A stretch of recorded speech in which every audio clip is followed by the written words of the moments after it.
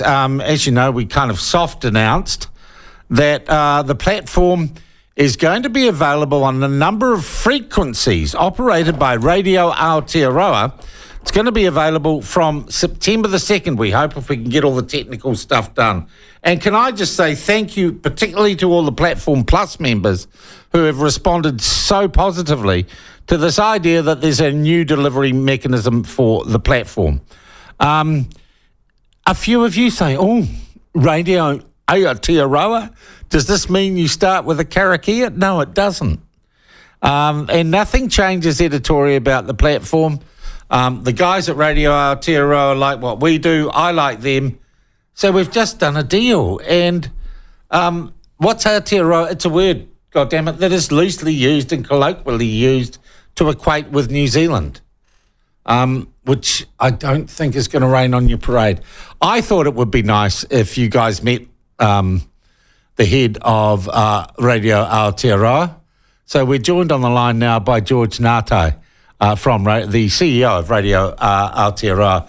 George, thank you very much for joining us, mate. How are you? Not too bad, thanks, Sean. Thank you for speaking this morning. Yeah. Now, look, you're a bit like me. You run the company and you do the breakfast show on Radio Aotearoa, right?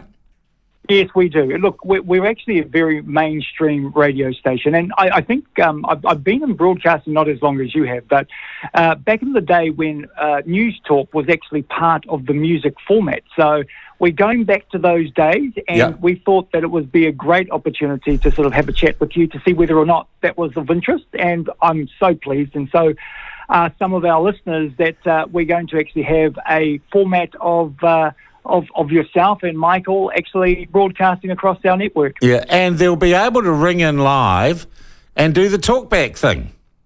Yes, they will. And that's an exciting thing too.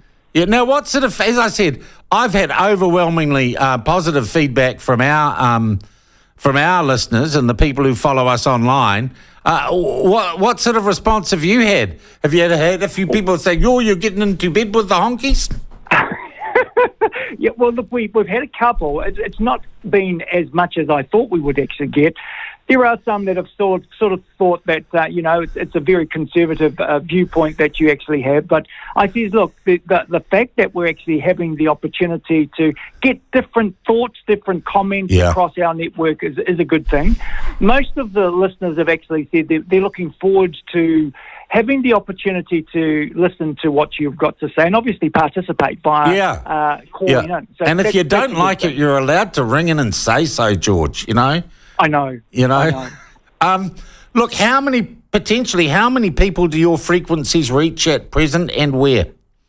Well, look, we started out in Auckland, and so we've got South Auckland is our predominant frequency, and we've got around about 18 to 25,000 people across our area of Auckland. Then we actually branched out to Tauranga, Hawke's Bay, Hamilton, and obviously we're having some discussions around the Central Plateau area, and hopefully soon we'll be broadcasting from Christchurch. So, look, it's going and to be... And I also heard my favourite city, Palmerston North, maybe. Oh, Palmerston North. Yes, we are. Yeah. We're currently broadcasting there. And so it's a great opportunity to sort of get you and Michael and the rest of the team back on air, the normal way of listening rather than via social, but that works too.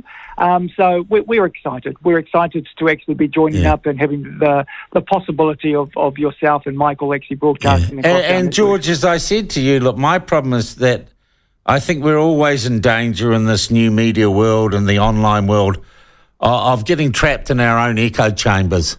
And we've got to try and make our audiences and the people we connect with and talk to, and I'm not saying diverse as in gender diverse or, just truly a broad bunch of New Zealanders. And I'm so happy that you've given the platform the opportunity to connect with more people.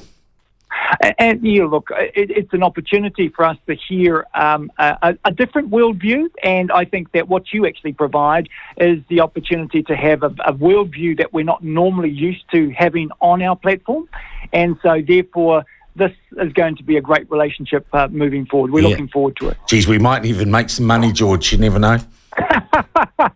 Hey, look, just one question.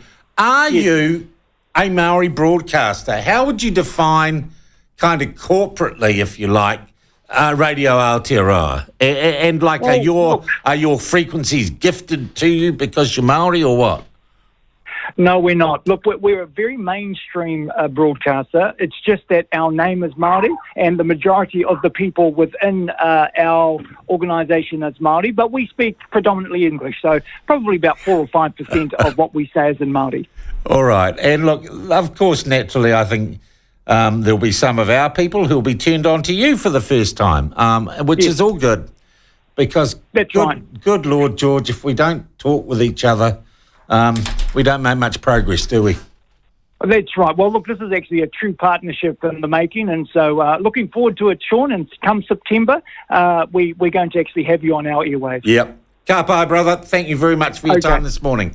That is George Nati, he said. That is George. Oh, and you're all going to go crazy, aren't you? That's George Nati. He's the CEO and breakfast host of Radio Aotearoa. So, look... you're going to be turning off. No, you've gone Maori. You've gone woke. Sean, I knew you'd finally see Palmy for what it is.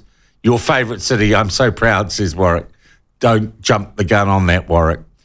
Great interview with George. This joint venture is exactly what media should be about. MSN could learn a lesson. Radio Iscariot with your host, Judas Plunket. I, for one, am excited for this big move by the platform Radio Aotearoa.